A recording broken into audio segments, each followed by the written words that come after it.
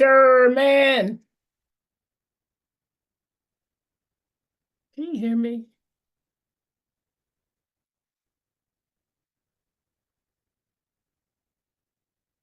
Oh, okay, okay. I was gonna say you looked look at you. Oh, suited up. Okay, we're ready.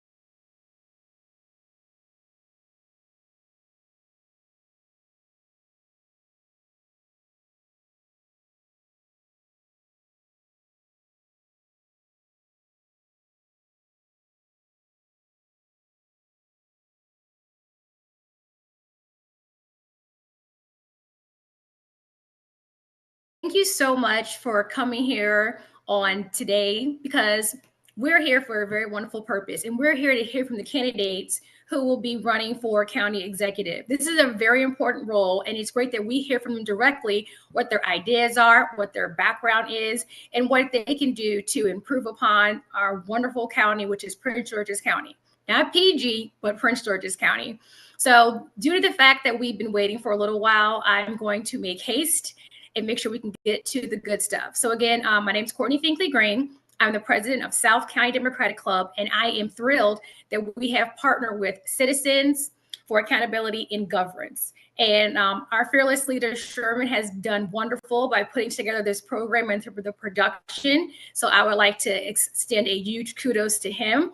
But let's get to the chase here. We're here to hear from the candidates and not to listen to me talk, which I'm sure that could be exciting, but I wouldn't want to hear me talk all night for myself. So without further ado, I would like to introduce our moderator, Mark Clark, and I'll let him tell you how fabulous he is and how this evening is going to go forth. Mark, take it away. Thank you so much, Courtney. Thank you, Sherman. And again, welcome to tonight's debate. And let's outline the rules to ensure a fair and orderly discussion. For those who don't know, I'm Mark Clark. I'm a longtime media personality in the DMV. I'm Allison Seymour's husband to those in DC.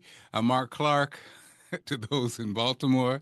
And then in between, I'm a mix of all those things. But I'm a 30 plus year media veteran who has worked in television and radio this whole time. And actually, I'm married to the media because my wife has done the same. Tonight, I'm putting on my news hat, and exciting to do that tonight as we get things started.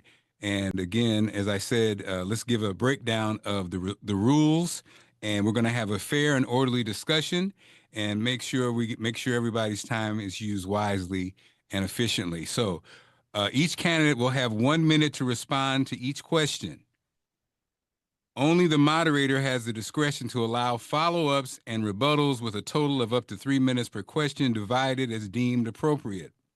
In our yes and no rounds, during these rounds, candidates are expected to provide a simple yes or no answer.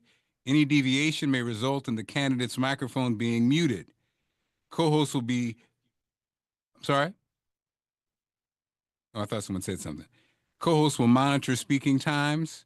Candidates exceeding their allotted time will have their microphones muted to maintain fairness and schedule adherence, okay? And again, we appreciate your cooperation within the guidelines to ensure a respectful and informative debate. We'll now hear from the candidates. Each will have 60 seconds to introduce themselves and share their priorities for the county. Let's start with Rashern Baker. Thank you very much for having us this evening. I'm Rashern Baker, former county executive. I served from 2010 and 2018. And during that time, we saw the greatest growth in this county that we've seen in probably 30 years. We had an all-time low in crime, economic developments throughout the county, and we led the state in job creation 5 years in a row during my administration. We brought the Purple Line, Whole Foods, and started the process for the FBI and negotiated for the commanders to be here. And my focus is going to be on our education system. Crime, public safety is something that's of deep concern, and our healthcare system. Proud that I was able to bring a brand new regional medical center here with a heart facility also, and do changes throughout our county. So I look forward to talking about why I think experience is the most important thing in this election and why we need it now, especially given the fact that this is an 18-month term for somebody to step in, and they have to know how to be county executive of a $4 billion corporation on day one. Thank you. All right, Mr. Baker, I think you got more than a minute because we didn't have our clocks. You snuck that under the wire, but it won't happen again. Now, Marcellus Cruz, your minute. Hello, my name is Marcellus Cruz, candidate for Prince George's County Executive. I'm in this race because it's time for a fresh start, a new vision. I believe that we have to go in a different direction now. Currently, I'm in the private sector. My company has been over over 6,000 homes. I have helped raise $6.6 million for the homeless veteran. I've taken young people all around the world building home schools and churches. We have also done bone marrow drives. My company works as a vendor for the state. So I deal with the state all the time. And we're in embassies. But the most important part is we're in schools. And I just feel like it's time for workforce development, true workforce development. And it's time for economic growth. A lot of companies really want us now to focus Okay, on. Mr. Cruz, that's your time. Thank you. That's your time. Thank you. Calvin Hawkins. Thank you for this opportunity to be with you tonight. I'm Calvin Hawkins, and I'm running for Prince George's County Executive. After 30 years of working in Prince George's County, coming into your communities, whether it's at the front of your door or in your neighborhood, or even in your living room or at the grocery store, I've worked with you to build a Prince George's County we could be proud of. Is there still work to do? Yes, it is. But working to ensure that we have a public safety system that meets the needs to create the safety we all want, and a world-class public school system while advancing our public and economic development portfolio. My friends, that's the kind of work I plan to do as your next county executive, doing what I've done over the last 30 years, working with each of you, understanding the issues, and working together for a better Prince George's County that we all could be proud of. All right, that's your time. And now we'll hear from Jolene Ivy. Hi, thank you so much for putting this on this evening. It's a wonderful opportunity for us to talk to the people who are focused on the needs of the southern part of our county. And it's an area that seems like it feels left out, and I don't like that. I don't want anyone or any part of our county to feel left out. I have been chair of the county council. This is into my second year, and this is my 6th year on the council. I also spent 8 years in the House of Delegates and chaired the delegation there as well. I know that during this time when we've had really significant budget deficits, I've been the one, unfortunately, who's had to lead us through. You know, when you become the chair, you're looking forward to all the wonderful things you're going to be able to do around the county, and then you realize that the purse strings are very short. So I think it's— That's your time. That's your time. Thank you very much. Now we'll hear from Tanya Sweat. Good evening, everyone. I am Tanya Sweat, and I think Sherman might be unmuted.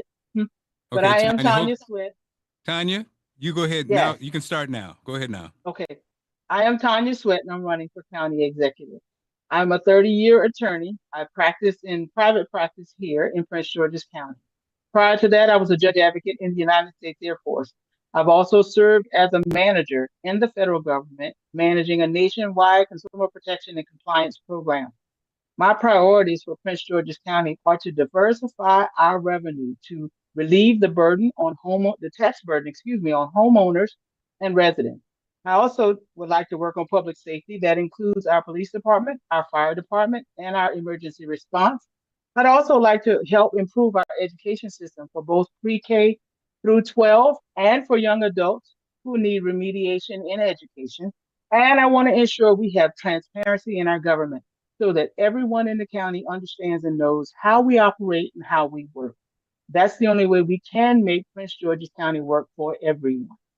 All right, there's your time. Thank you so much. Now we'll hear from Ron Hunt. Go ahead, Ron.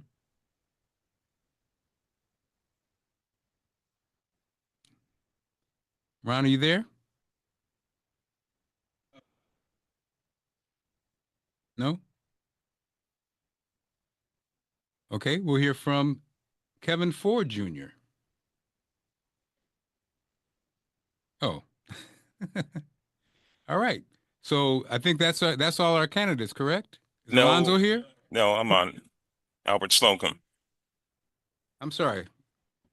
Albert Slocum. Albert Slocum? Okay. Albert, you have 1 minute. Go ahead. Good evening, everyone. Thank you for the invitation. My name is Albert Slocum. I'm running for county executive because I believe that we need fresh face, fresh start, fresh results.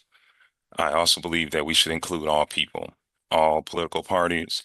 And we're at a time when, such boldness is needed to get us through the storm. And I believe that I'll be that candidate with all the respect as far as the numbers, the fiscal year budgets, and financial responsibility of the county. I believe that with my background, I'll be able to decipher certain areas where we need to spend our monies.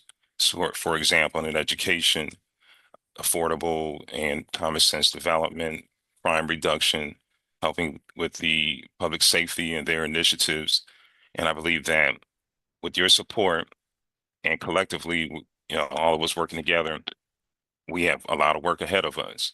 And I'm that person that's going to get us there. All right, that's your time.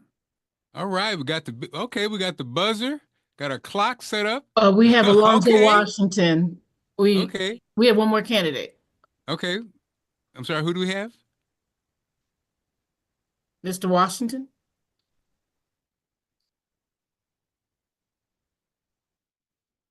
Awesome.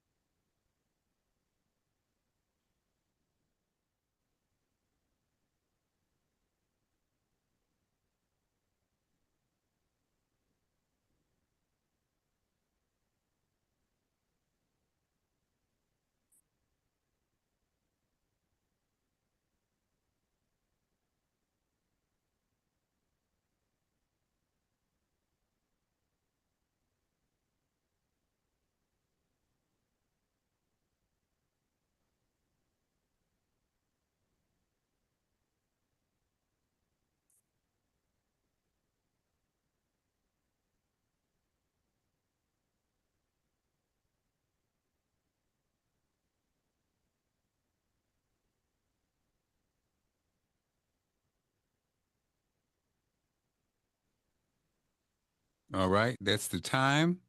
And I think we have our candidates.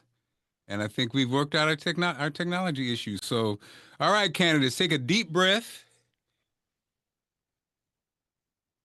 and settle in for our yes or no round, okay?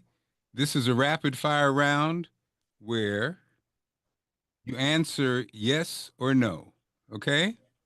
Everybody clear? Yes. Okay. And so I'm going to ask the question, and it's just a simple yes or no. Are you guys hearing some feedback? Yes. Okay. Now, is it clear? Is it clear now? Yes. All right, great. All right. Now, here we go. We're going to start with Rashawn Baker. Okay. Do you intend to run for a full term in 2026 if elected? Yes.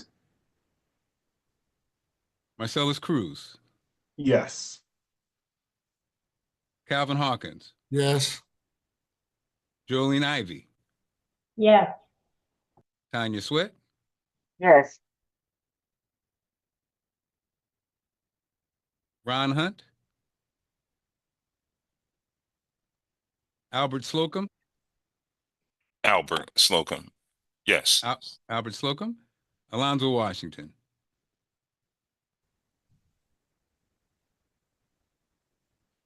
Was that yes, Alonzo? I couldn't hear you. I'm sorry. All right. Our second question. Excuse me, Mr. Moderator, before you start, everyone that if you're not a candidate, please mute your phone, your mics. If you're not a candidate, please mute your mics. Ms. Day, please mute your mic.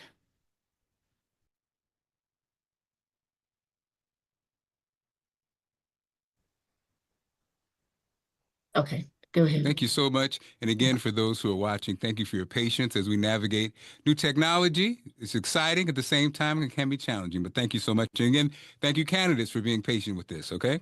Our next question, and I may move it around as far as it won't be the same order if you guys are comfortable with that.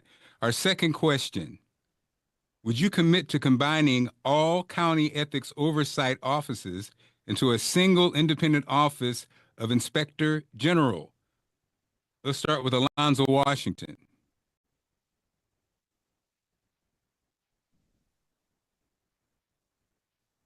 Hello? Was there an answer? I think Alonzo was having some tech problems and he might be having to log back in. Okay. Tanya Sweat. Yes. Jolene Ivy. Yes, but I would want the school system separate. Calvin Hawkins. Yes. Marcellus Cruz. Yes. Rashern Baker. Yes, and I actually tried that before. Albert Slocum. Yes, but I also concurred to keep the school system separate. Okay. And again, now this is a yes or no round. Just the answer is yes or no. Thank you very much. Okay. Should juvenile offenders be eligible for stricter sentencing based on the severity of their crimes? And let's start with Albert Slocum. Hi, good evening. I believe that everyone deserves. It's a yes or no question. Oh, yes. Rashern Baker. I'm going to say yes, but that's not a yes or no question. Marcellus Cruz. Yes. Calvin Hawkins. Yes. Jolene Ivy. Yes, with a fuller conversation about what that means. Tanya Sweat. Yes. Alonzo Washington.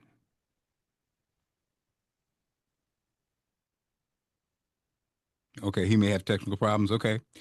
Next question. Should townhome developments be restricted solely to the inner beltway? Albert Slocum. No. Tanya Sweat. No. Jolene Ivy. No. Calvin Hawkins. No. Marcellus Cruz. No. Rashern Baker. No. Should incumbents automatically be reelected? Rashern Baker. No, that's why there are elections. Marcellus Cruz. No. Calvin Hawkins. No. Jolene Ivy. No. Tanya Sweat. No. Albert Slocum. No.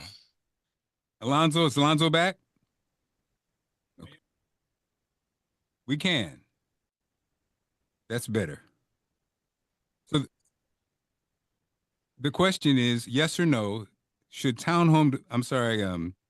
should incumbents automatically be reelected? Yes or no?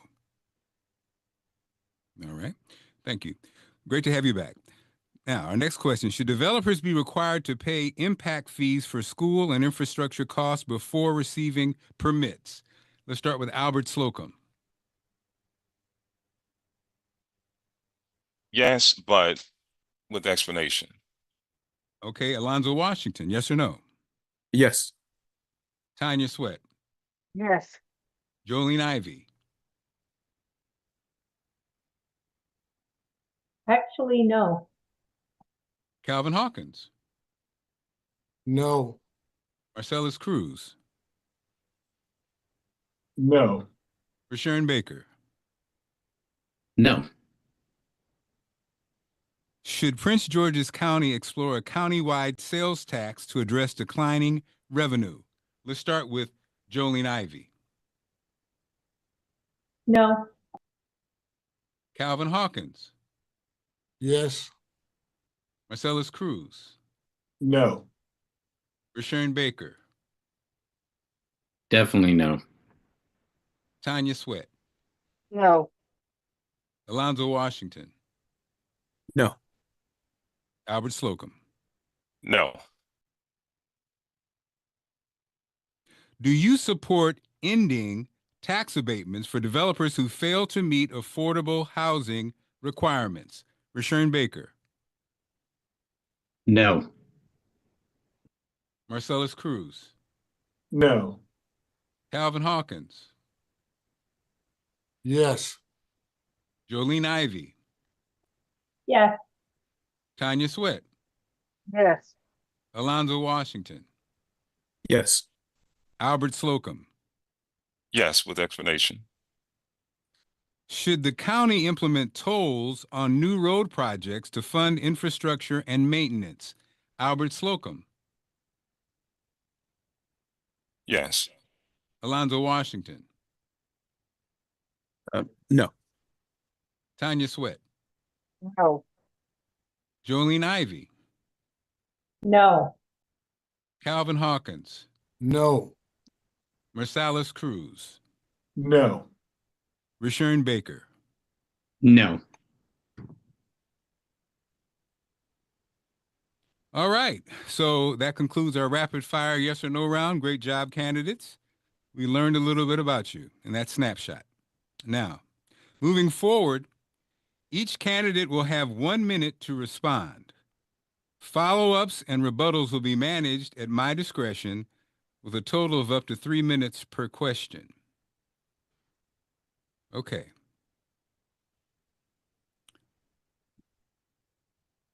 Let's start with this question. What will your first 90 days in office look like? Marcellus Cruz. Second pathway for individuals becoming professional. That would be day one. Bringing small businesses to education like we do for sports, for economic development. After that, we will begin to start looking at the budget and cleaning up government accountability. Those would be highly important in my book. And then we will head on to creating pathways for nonprofits, small businesses, pipelining for workers. I think it's highly important right now that we focus on workforce development and we focus on how our K through 12 connects to that. The other thing would be looking into quantum computing, the coming FBI, NASA, bioscience, and how we are pipelining our businesses, small businesses, as well as nonprofits with them interfacing. Finally, the way we develop, I would be looking at that and changing and get a better mix between urban living and what, the way we are building now. Thank you. Rashern Baker, same question. What would your first 90 days in office look like? Well, the first 90 days, since I know the budget, is to get a handle of the budget and see what changes we need to make and can make. After the election is going to be on March 4th, the budget is going to be submitted to the council on March 15th. That means there's a lot of work the county executive is going to have to do. So that's the first thing, looking at the overall budget, because you're immediately going to have to deal with Wall Street and make sure our bond rating stays AAA. The second thing is looking at the deputy county administrators that are there, making sure we have the right people in the right jobs, and then looking at the directors throughout the county. Having done it before for 8 years, understanding what we need to make this county move, I'd be looking at each of those agencies. Thirdly,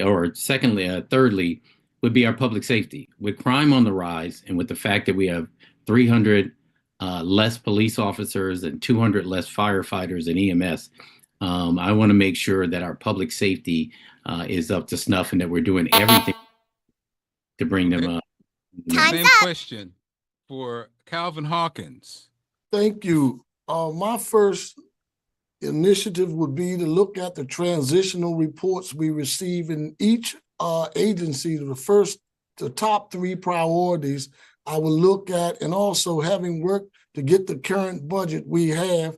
Once I become the county executive, I'll use that budget to ensure our county moving. And lastly, I will work with our county council, our school board, and all our municipal representatives, along with our state and federal officials, to give them a forecast of where our county is and how we can work together to build the county we need.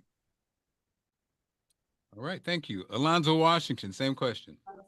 Thank you. Thank you for the question. On day one in the first 90 days, what I'll do is go around our county like we should and listen to our residents about what we need to do for them. What are their top priorities? What can we do for them, and listen to them. And then simultaneously, I'll make sure we have a real effort in making sure that our our folks in our county feel safe. And that's meeting with my chief of police. That's making sure that we have high crime areas. We have more police presence in those areas. And again, that's also about hiring the right people in the right places. But for me, on day one, the first 90 days is about listening to my community and implementing changes that we left on the shelf a long time ago. All right, same question, Jolene Ivy.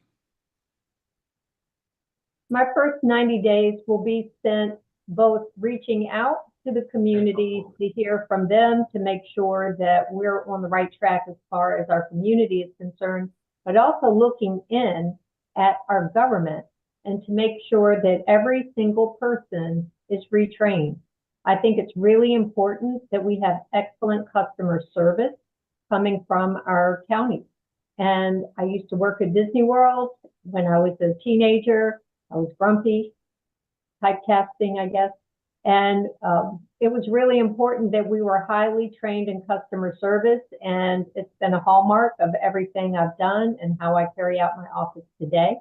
And I want to make sure that every person in our government is serving our constituents at the highest level possible.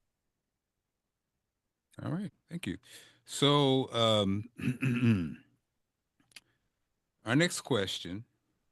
So is Ron Hunt trying to I get didn't get in? to answer the question. I didn't get to answer the question. I missed it. Oh, I'm sorry. I'm sorry. Alpert, sorry. Slocum. So Mr. Slocum, Within- and then Yes. Mr. Slocum, and then yes, same Thank you. question. Within my first 90 days, first and foremost, I will meet with all the agencies to make sure that whatever issues were on the table that we address them. Secondly, to have a town hall meeting addressing all the issues within the communities, community leaders, neighbors, and businesses alike. I like to use the acronym BEACHES. So I will be working on business development, educational development, economic development, community development, health and equity development, environmental development, and then sustainability within our communities. That's important because we want to make sure that the county is basically at optimal levels. This way here, we're able to then get a feasible budget without having another deficit in mind. So as your next county executive, those would be my first initiatives. All right. And finally, Tanya Sweat, same question. Thank you. Considering the winner of the primary will be considered the presumptive county executive as of March 4th or 5th, whenever that's determined, I'll then begin the transition process. Upon swearing in June, the first thing I want to do is send to or start working with the county council to make sure any directors who need to be nominated are confirmed or affirmed. I'll also issue policy directives regarding publishing procedures that we use in our government so that the residents know what those are. I'll work with the county council to initiate an audit of all of our government finances. I'll work with the state government and the commanders to start discussing retaining them here in the county. I'll discuss the future of PGCPS with our Board of Education and our superintendent, and I'll work with the employer Prince George's and the Maryland Department of Labor to start developing a strong workforce development program for our youth. All right. Okay. So our next question, actually, Tanya Sweat, let's start with you with this question. Mark, this is Yes. Courtney. Ron Hunt, he just joined us. If you would like him to introduce himself. Okay, Ron, you have a minute to introduce yourself if you like. Go ahead.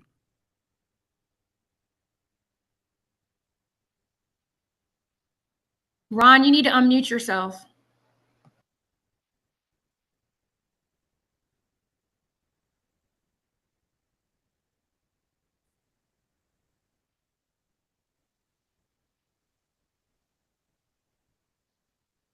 Okay, we want to move forward and come back to Ron. That's fine, Mark.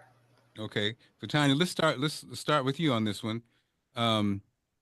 Many voters feel that leadership in Prince George's County has gone stale, and they're looking for fresh new blood and bold leadership. Do you fit this category, and what is the boldest, most controversial decision you would make to improve the county with the 18 months you have? And absolutely a fresh face. I'm absolutely bold leadership. One of the first things I want to do, as I mentioned earlier, was audit our government finances. I think for many that's going to be a concern because there's some who have been in office for a while who know what our finances look like, but our residents have no idea.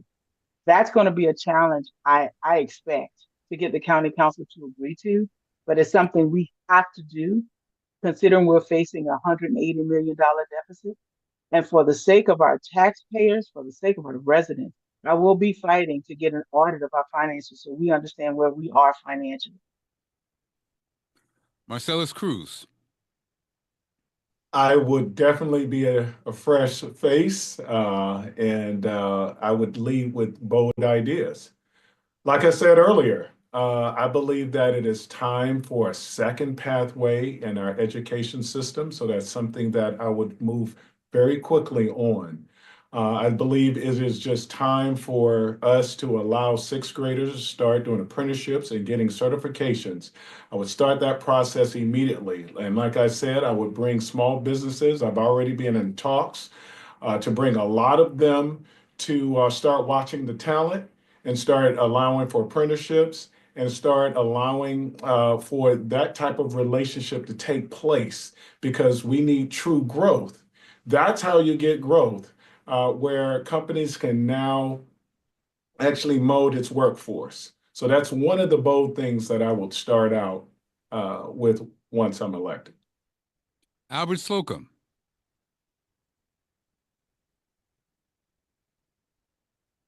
Yeah, we definitely need bold leadership, fresh face, fresh start, fresh results. And as your county executive, the first thing I would look at from a human resource development standpoint is to make sure that those who are in positions and their performance metrics has not been met, to revisit that. And the other aspect is to make sure that from an optimum level, from a budgetary constraint level, that we're bringing in those monies or revenue that the county should do better in, and creating a higher commercial tax base while also lowering homeowners' taxes on their properties, and then offering seniors the opportunity for tax exemption because their tax credit may not be enough for them based on the cost of living here in the county and the state of Maryland. So those would be the first couple of things that I think that measure out well and that we need. Okay, Jolene Ivy. A youth and a career pipeline hub to really get our kids focused and off the street. I think that we're having a problem right now with some parents maybe being a little overburdened at home, trying to keep home together, trying to put a roof over their heads. As a result, children or young people are not always well supervised and well directed. So we need to make sure that our kids are getting the best start. For the ones who we already know are in trouble, I would have a police officer work with a social worker to meet with those families one-on-one to make sure that we're letting the parents know we're here to help and find out what help that they need so we can get them redirected into a better path. So, of course, this question, I actually didn't purposely put our two lions at the end of this question. Calvin Hawkins, a challenge, a familiar face. How do you attack this challenge? Mark, I am one who has been elected as a result of my bold, courageous leadership. And the question you asked, the first thing I would do that's bold and courageous is work to get a referendum with the citizens of Prince George's County to remove zoning authority from our county council. We are individuals who come on the council. We don't have the prerequisite or the professional training to deal with zoning issues. And if we are to become the Prince George's County that we should become, we need to change how we deal with economic development. Our planners in park and planning should have responsibility for zoning issues in Prince George's County. And of course, I know we're still waiting for Ron, but Can the you same hear me? question. Yes, I can hear you, Ron. Okay, Oh, hold on thank for you. me. Hold on for me. Okay. Rashawn Baker, again, like Calvin, long in the tooth. The good news is everybody knows you guys, but the challenge is the bold and new. Yeah, what would be the plan for those who ask that question? First of all, thank you. And you know, the thing that makes me a fresh start is that I've sat out the last 6 years and watched what's happened in the county. I will say this before I give my two initiative.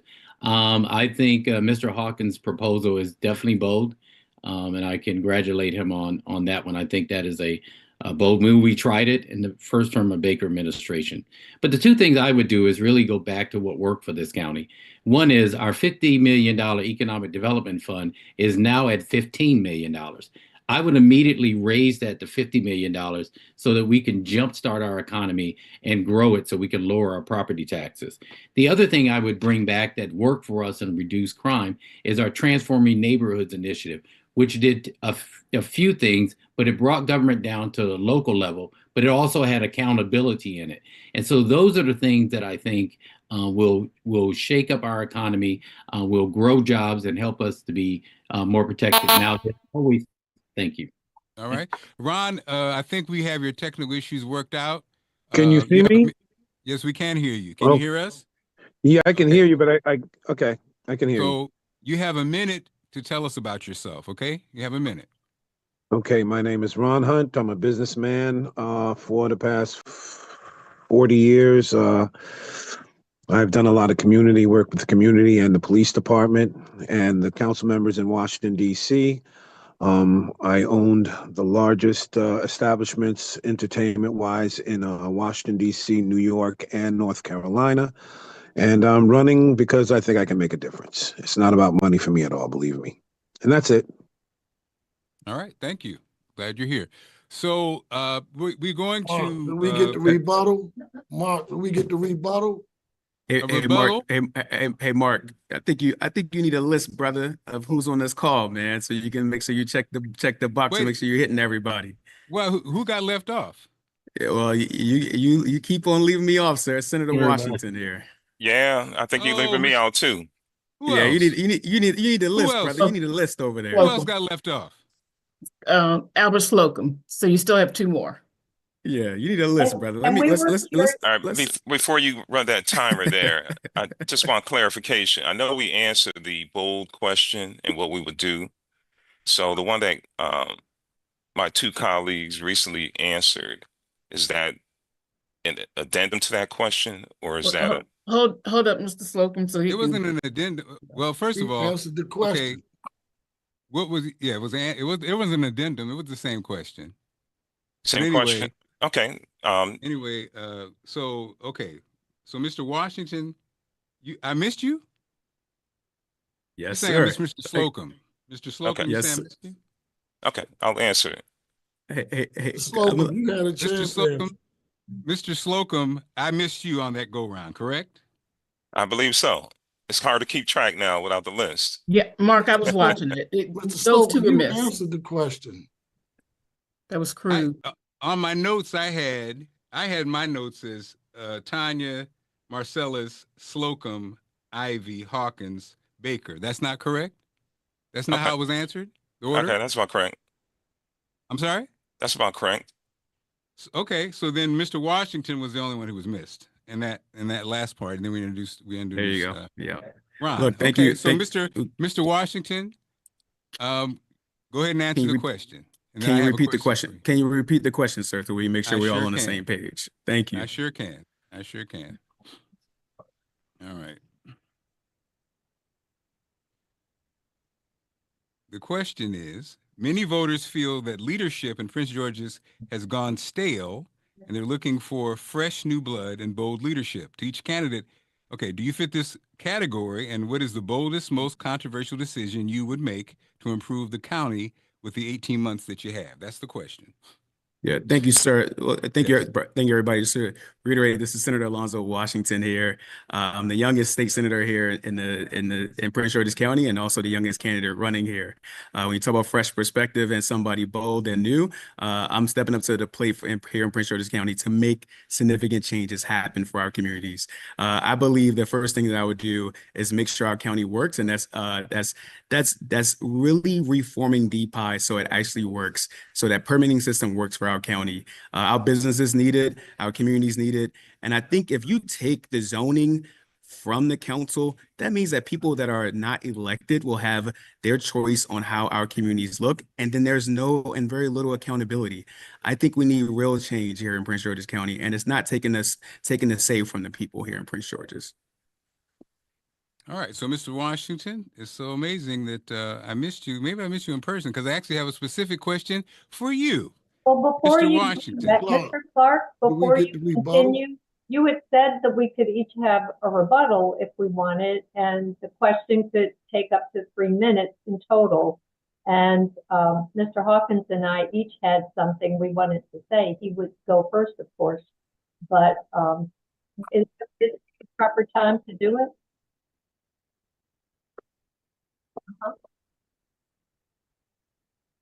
Okay.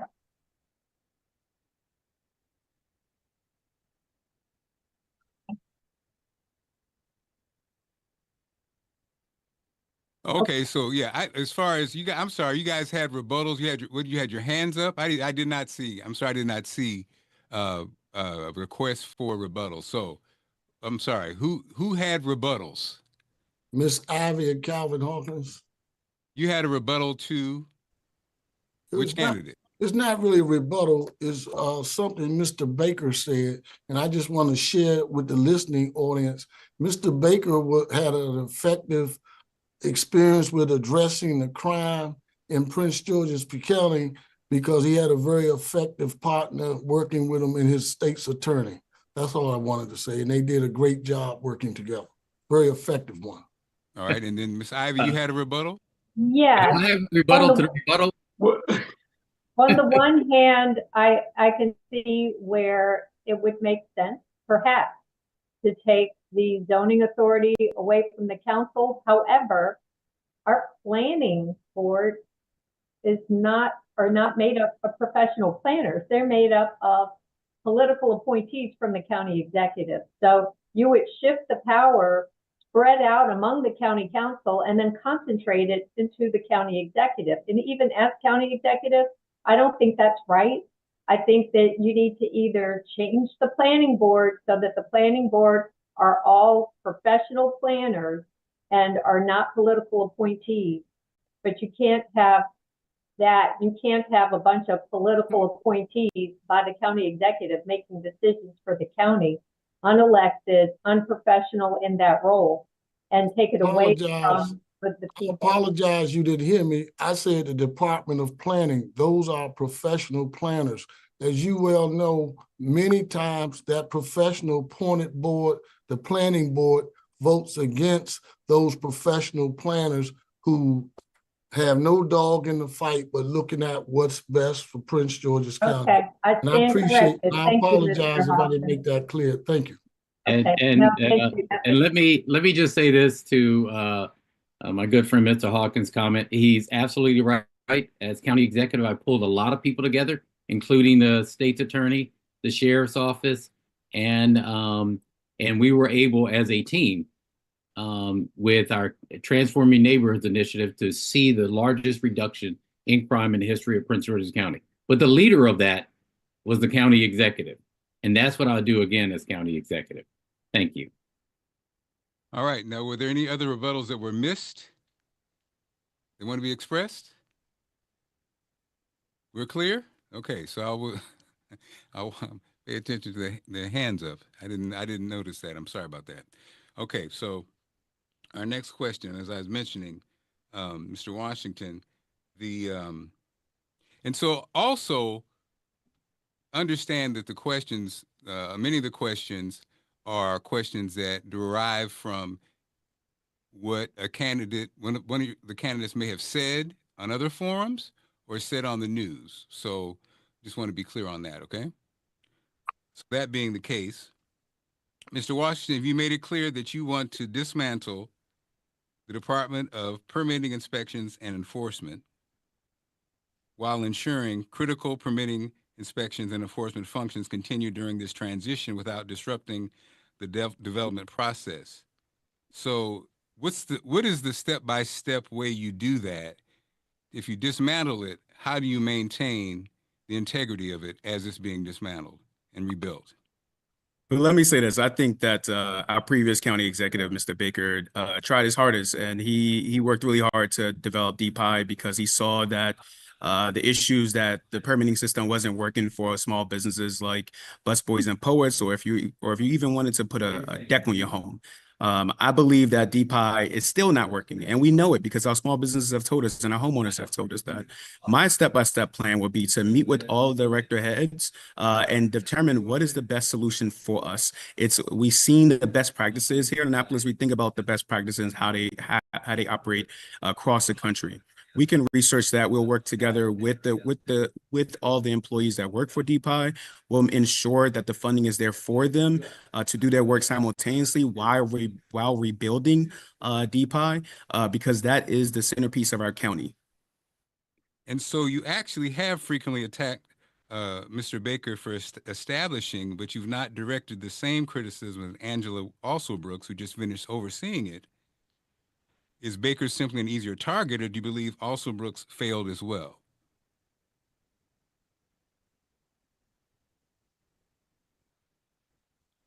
He's frozen? Okay. So with Perfect directed at me, can I get a rebuttal? Actually, You got to raise your hands, Mr. Baker. that's No, the that's other, Mr. you got to have it on the screen there. Oh, hold it. You got to wait in line. You got to wait in line. Okay. Okay. Well, I just want to make sure. Moderator, Mr. my hand is raised. Is Mr. Washington frozen, by the way? Yes. Okay. You might be able to still hear us, though. Okay.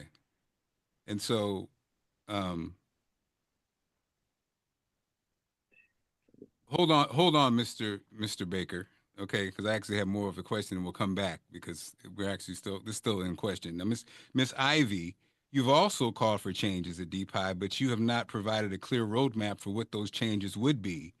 Instead of dismantling it like Mr. Washington proposes, what specifically do you see as the biggest issues with DPI, and what targeted reforms would you implement to resolve them? I think to start, I would implement a program that is similar to what DC has, which is you pay a large fee, and I'm talking about for a bigger project. I'm not talking about homeowners, but you would pay a significant fee, and you would walk in with completed plans. When you walk out at the end of the day with all the different agencies that would be gathered together in one place, they will come out at the other end with permits. So it wouldn't be a years-long process to get permits. Another change that I would make that would help more the average citizen, when you walk in and the person who helps you will help you through the entire process until you have your permit, so that you don't get shuffled around from person to person to person who doesn't know what the last person said. So one person needs to walk you through the entire process so that you end with permits and don't get ping-ponged around. And I think just making those two changes would be a great start. So we're actually going to Mr. Baker, and I do see the hands, so we will come back to that. But Mr. Baker, since your legacy has been directly challenged, your DPI reputation, do you believe the department has been fundamentally flawed since creation, and how do you respond to these critiques? No, the problem, if you look at it, let's just take what Miss Ivy just said. We actually modeled the program off of what DC was doing and what Montgomery County was doing. And we actually, when we did the program, we had navigators for a large project and the navigators for individuals, so that once you stepped into DPI, you would have one-stop shopping for everything. So that's the first thing. And so everything she just mentioned was in the original program, which is why businesses actually liked it. This is why it worked.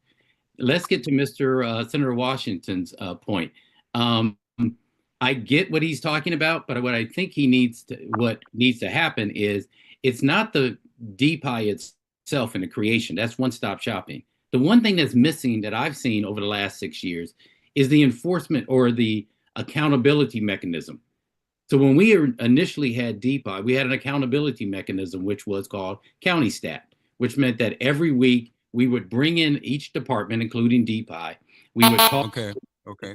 We And would so make sure it was working. So that accountability mechanism Time's is up. not what we're doing today. okay. Thank you. Okay, thank you. And so so Tanya Sweat, I see a hand there. Is that a rebuttal? Is that what that figure means? We have the technical hand. Is that what that is? You have a challenge? Yes, sir. That's the purpose for which I'm using it. Yeah. Okay. All right. Not sure if you wanted me to answer this question, but I have concerns with dismantling DPI. As an attorney, I'll tell you laws don't work if you don't have a way to enforce them. And DPI has that enforcement mechanism in it. So we need to keep it. The problem with DPI as a litigator, from what I see, is DPI has developed this culture of corruption. We do not have trained inspectors in DPI. That needs to be fixed. We need trained inspectors, trained engineers who know what they're looking at when they're reviewing plans, when they're reviewing the projects out in the field. We don't have a lot of experience in DPI, and so that sets us up for failure from the beginning. We've got to improve the quality of the staff in DPI, and if they don't have the skills, we have to train them to do the job. And then we do have to weed out the corruption, because I know of cases where inspectors have testified under oath that they've accepted bags of money to give somebody a permit. That's your time. That's your time. And I want to do Slocum. You have a minute to rebut. I see your hand, and then Mr. Hawkins will go to you. Albert Slocum? I have to in part agree with our former county executive and disagree with dismantling Department of Permits Inspection. And the reason being is because from a transparency standpoint, that goes out the door if we don't have anyone to actually oversee what's going on with these permits. But from an inspection standpoint, sometimes builders may have, or people working on their homes and getting permits may have issues. And if we kind of let that, slip through the cracks, that can create a hazard from a development standpoint, as well as community issues and risk. So my stance on that is, from a training standpoint, as my colleague eloquently stated, I think we can actually have trained and properly competency levels met as a result of the training and development that these inspectors get, and have them mentor. All right, and then Mr. Hawkins, you have 1 minute, and this will Thank be you. the end of Thank this you. segment. It'll be the 3 total minutes. Okay, go ahead. Thank you. Ms. Sweat, I would just like to say to you that I encourage all of you to visit DPI if you haven't. We don't put individuals out on the street who's not only certified, trained, and qualified. They don't just go out there and inspect. They are overwhelmed, and I agree with all of you. We got work to do over in DPI. But what I say to you publicly, Ms. Sweat, you said that inspectors has said under oath that they have been taking illegal money. That's bribery. And if you can't support that with documentation as a county employee, I'd rather you not be that irresponsible. Now, if you got the proof, I'll support it, and I would love to see it. But please, don't be irresponsible. We want to win, but not at the stake of impugning integrity of professionals who work hard each and every day. Mr. Hawkins, I have deposition. All right, that's the transcripts. time. That's the time. Okay, here we go. This question is for everyone. Let's see, is Mr. Washington back, by the way?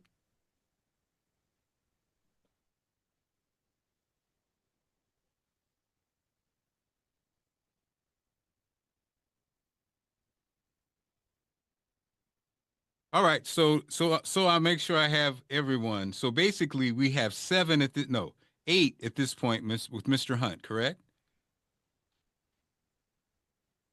Okay, I think so, that's the case. So this question will be for everyone, starting with Mr. Hunt. The county executive has limited authority over PGCPS and education, yet many candidates campaign for education reforms as if they control the system or personnel. Can each of you clearly define the county executive's actual role in education, and how does that align with the policies you are proposing? Again, we'll start with Ron Hunt. How are you? Well, I think we have very serious problems with the superintendent job. The way they are set up now, I don't think that they're responsible looking at situations as far as teachers' assaults are concerned, as far as the police department is concerned, because they all work hand in hand together. Now, I'm right now not feeling well, so I'm trying to suck all of this all in while I'm telling you. But as far as education goes, it's out of control. The kids are beating up the teachers. They're assaulting them. Nothing is being done about it. The teachers don't get the money that they deserve. It's one big debacle. And it all goes hand in hand with what we're doing with the police department. The budget is out of hand. And because the superintendent, I think that superintendent feels like they're God. And that's why I think all of the people running for county executive on this call feel the same way, as far as wanting to take like complete control of the Board of Education, because it's out of control. And that's my answer. All right, that's your time. Okay, Rashawn Baker. Well, first of all, I think that the main thing is understanding the role of the county executive in the school system. As one who's dealt with it from a legislative standpoint and as county executive, one is the budget. It's the largest part of our budget in the county. So you want to have an intimate relationship with the school system. Two is I had the superintendent become part of our cabinet, because I wanted the superintendent to see what we were doing around the county in terms of development, in terms of public safety. So we're coordinating. So we didn't have people building sidewalks or not building sidewalks where we need kids to run. But it's important for the county executive to understand that public education is how we make our reputation. So when I was county executive, I made sure every week I was visiting a school a week to let them know how important it is. And so using both that and the county executive office to move education forward, which we did, and we're successful doing it. Okay, Calvin Hawkins. Thank you. As county exec, the county executive appoint the superintendent, and basically after that, the authority ends. But it comes to how you collaborate, how much leadership you have investing in, as Mr. Baker said, the biggest portion of your county budget is working with our superintendent, along with our school board, county council, and our state reps, even up to our federal reps, because if you work together and collaborate, you can get what we need to get done in Prince George's County. Mark, and that is why over the last 6 years, we were able to build 14 brand new schools, give our teachers the resources they need, because our county executive and our superintendent work together to build a first-class public school system, which we're still in the process of doing, and we got more work to do. Right, Jolene Ivey. The county executive, of course, does select the superintendent, and the superintendent can get fired by the State Board of Education, which would really be the word coming from the governor, correct? And I believe that the governor would work with our county executive, whoever it is, if they felt like that needed to be done. And of course, you hope that it wouldn't. But knowing that, I think will help the county executive and the superintendent have a good relationship. At least you would think so, because you need each other in order to succeed. There are so many things that we could be doing better, but one of the things we can do, and the county executive could do, would be to let everybody know about the great things that our school system's doing. It's not all bad. You know, we have the #1 French immersion program in the United States of America, but nobody knows about it. And we need to take all of Okay, our that's your programs time. that are doing well and get the word out. That's your time. And again, just restating the question, basically, clearly define the county executive's actual role in education and how does it align with your policy you're proposing. And so, Albert Slocum. Thank you. You know, the defining the roles and the policies from a county executive perspective, we have to understand the role of the CEO, aka superintendent, who is appointed by the county executive. And that person actually oversees the school system. With that, the county executive can propose, while working together with the CEO of the school system, certain policies and procedures. And with my background from a human resource development standpoint, we would be able to put together a feasible, human resource policy to make sure that everyone is doing what they're supposed to do and not stepping over each other's boundaries. So with that, I believe that both parties have to work together and be on the same page. And I do believe that if too much power is given to one or the other, that can be easily abused. And that's been the case some administrations, 1 or 2 administrations ago. Marcellus Cruz. I just have a different view here. Yes, the county executive appoints the superintendent. I believe that when you're appointing someone, you make sure that your goals are aligned. I mean, hello. And I believe that as the county executive, the buck stops with you because everybody's going to be looking at you no matter what. So this requires relationships. Like everyone has stated, who reports to whom. This requires relationships. And I believe that right now, where we are, we need to go in a different direction. We have to understand bold leadership I like how requires they do this. that, I'm sorry, bold leadership requires that we work with everyone in throughout the county and in the state. And so my point here is I'm going to work with everyone, but I'm still going to put that vision for what we need to be doing. Okay, Mr. Baker, you have a rebuttal?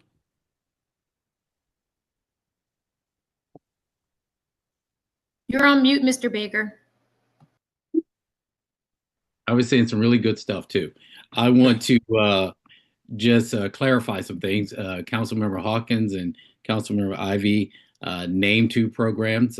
One, appointing the superintendent, is something that I pushed through during my time to give us more authority at the county executive level. So that's one. The other is the P3 program, which is helping us build schools.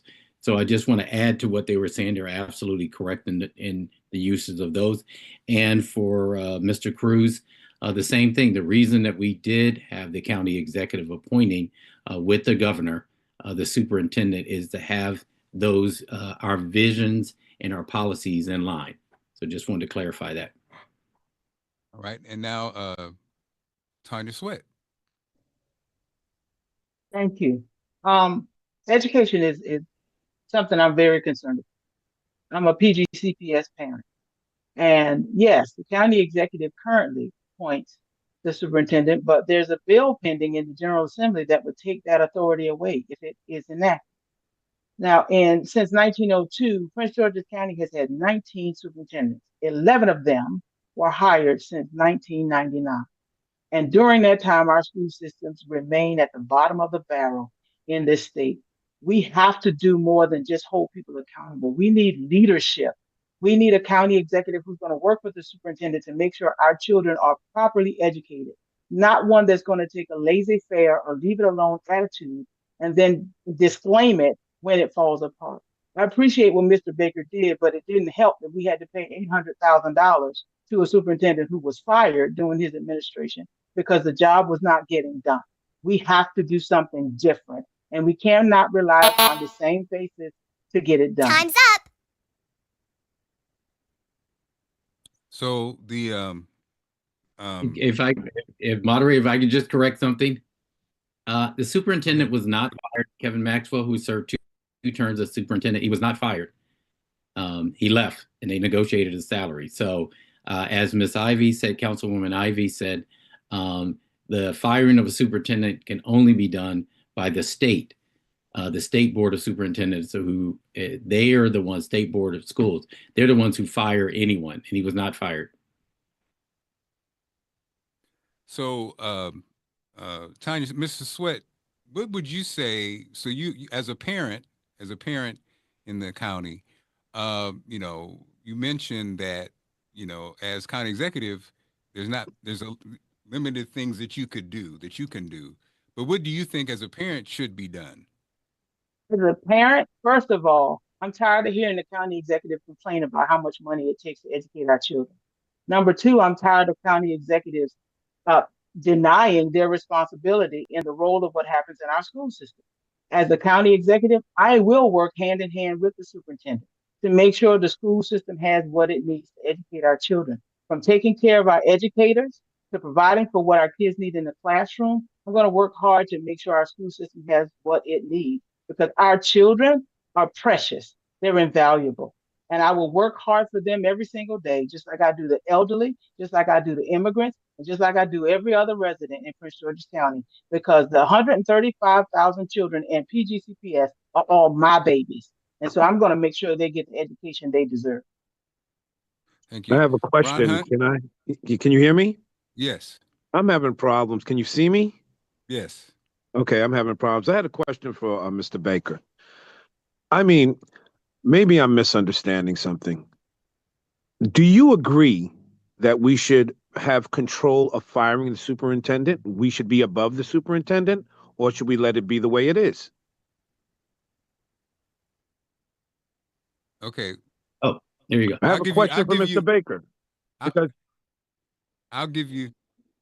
Yeah. Okay. No, because I agree with part of what he's saying, but I'm not going to do a rebuttal to him. But I just want to know his opinion on what my thoughts. Mr. Hunt, I'll let Mr. Baker answer that question, and we'll move on. Mr. Baker, you have a minute to answer that question. Well, certainly, I think everyone on this panel would love to have the ability to hire and fire the superintendent. Okay. But I do think that's one, as those who've served in the legislature, like Ms. Ivy, Councilwoman Ivy, and I know that would include making a change for every other jurisdiction. And I don't see that happening. I think what we worked out is a good one for us. It gives us more authority than you had as county executive or as mayor to do this. So that would be my answer. And I have to say this, I need to step away from emergency real quick, but I will be back. I'm going to go off camera. All right. Okay. Our next questions will be for the panel. Okay. You can't fund everything. Schools, public safety, infrastructure, and programs need funding, but sometimes something must give. If you had to cut one major area from the budget, what would it be and why? And let's start with Jolene Ivy. I think we need to take a serious look at the blueprint and the increasing costs. I totally support our schools. I totally support the goals of the blueprint. But right now, I have deep concerns about having enough money for every other thing that we have going on. Public safety is critical. And I'm really worried about what Trump is doing. And he's talking about dismantling the Department of Education. That is like $100 million for our schools. When you think about all the grant funding he's talking about cutting, we wouldn't have a health department anymore. I mean, social services would be gutted. We have so many concerns right now and things are so precarious. I'm not sure that we can afford to the next payment on the blueprint. I think that we should pay what we paid last year, which was, I believe, $55 million more than the year before, but the ground is dry. Okay, Albert Slocum, same question. The county has a budget of about $5.5 billion. And, we can't afford to cut back. And every line item is what it is. I mean, it's very important. We're going to have to generate revenue. So my answer to that question is that instead of cutting back, because we're already at a skeletal budget, and we're at a deficit because we're not able to reach certain levels of generating the revenue to cover it. Instead, we're taking or reallocating what monies we get from other sources and then, wiping out the deficit, which last couple of administrations have done. So what I would do is generate more revenue and have proprietary services to help that, pretty much similar to the United States, PTO, Patent and Trade Office, have our own quasi form of county government where we can generate hundreds of millions of dollars to offset any needs that are in deficit. Calvin Hawkins. Thank you. I fundamentally agree with the blueprint for education, for Maryland's education, but like Jolene Ivy, I do not support that. If there were something I would remove from the budget, it would be the blueprint. It's an opportunity for us to deal with a state-mandated commitment without the revenue stream to afford it. And it is crushing our budget as a result because it's mandatory. We have the second highest English as a second language group of students in the state. We have over 60% of our students who are either in reduced or free lunch, and we can't afford this in Prince George's County.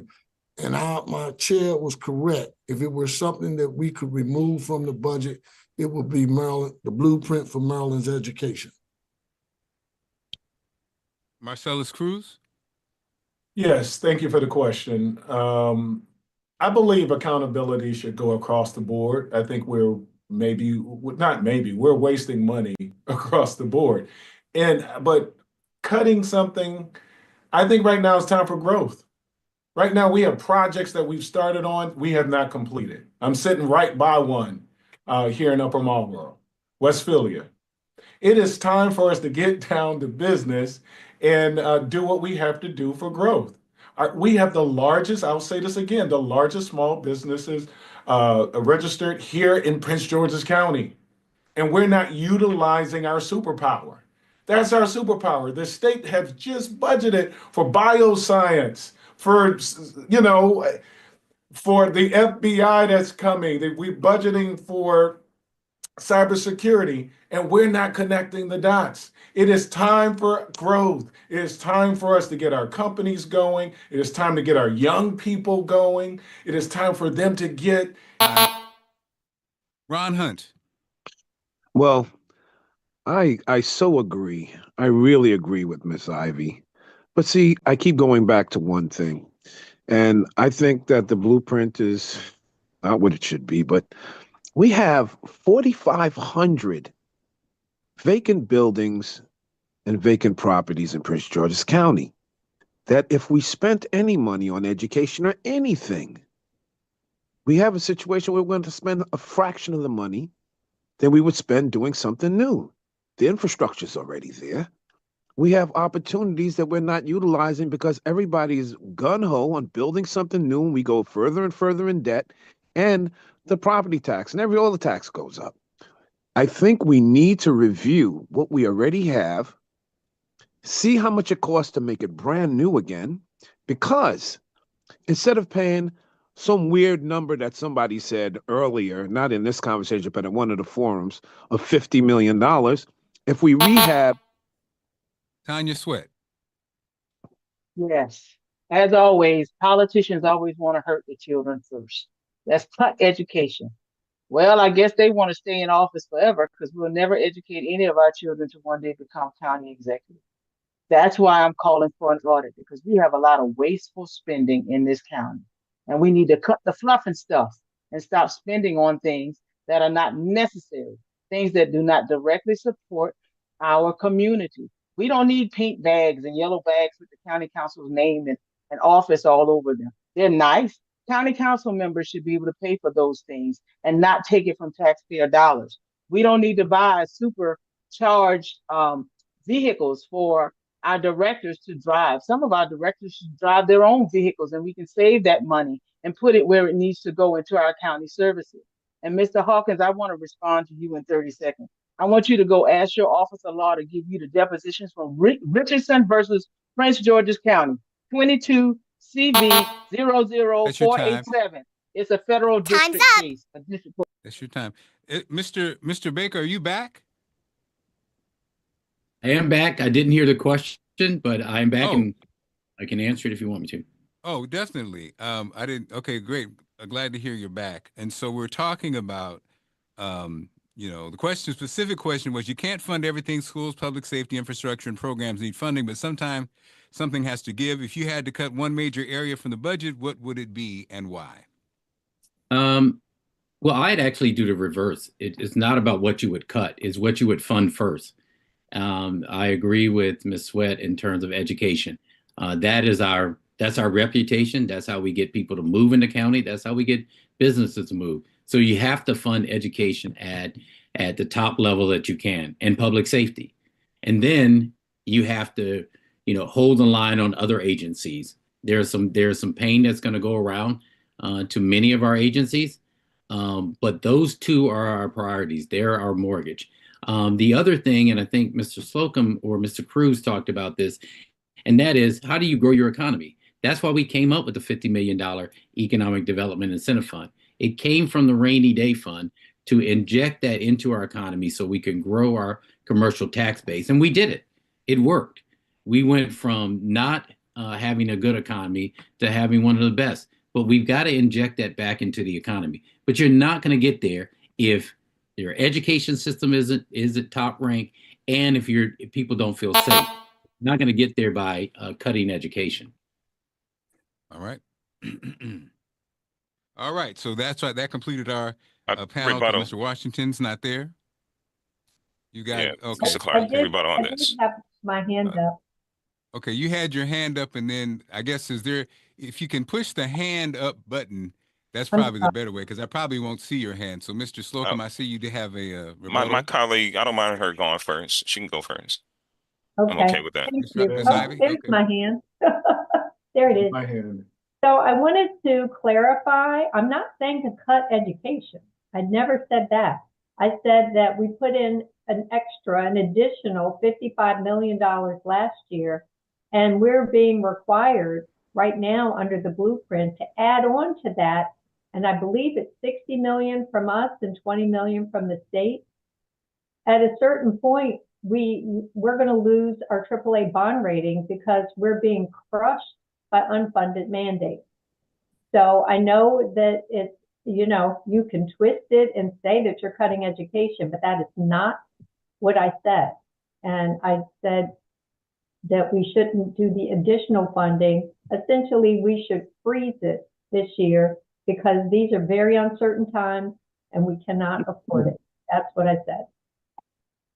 Here's my take on things. Mr. Slocum. We can't hear you now.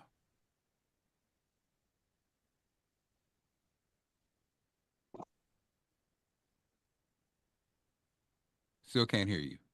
Where is he? Is he gone? Yes, Mr. Slocum, are you muted? I see him. I see him. And then he can't hear you.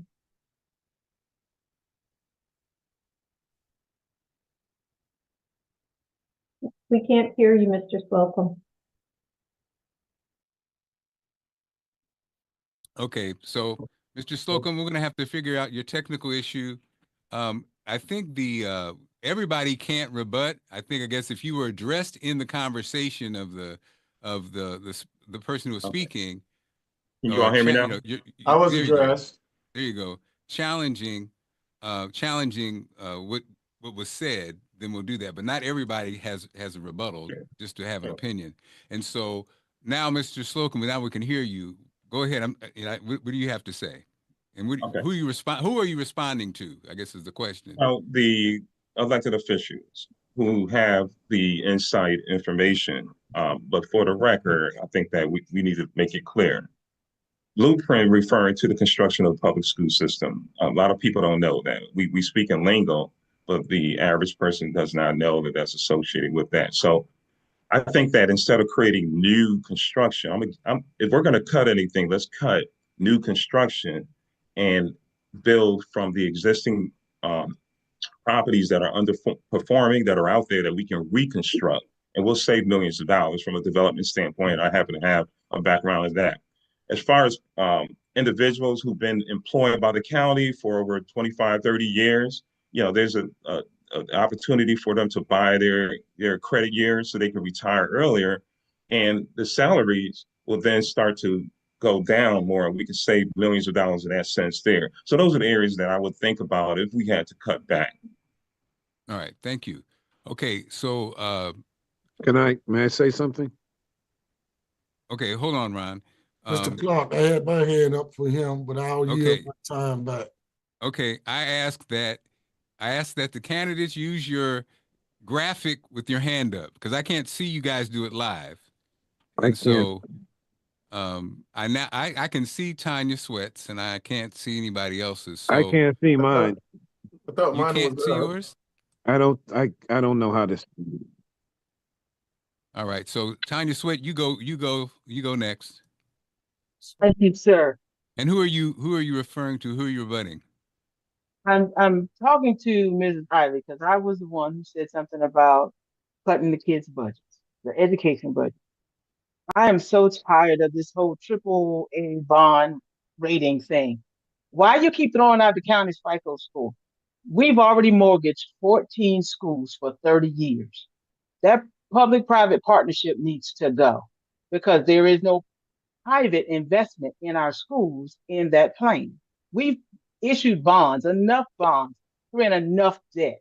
We need to cut the fluff and stuff, and we need to start looking at building our revenue to lessen the burden on our taxpayers and to get us out of debt instead of continuing going back to the market to borrow more money that we just simply cannot afford. More borrowing is going to lead this county to bankruptcy. Then what?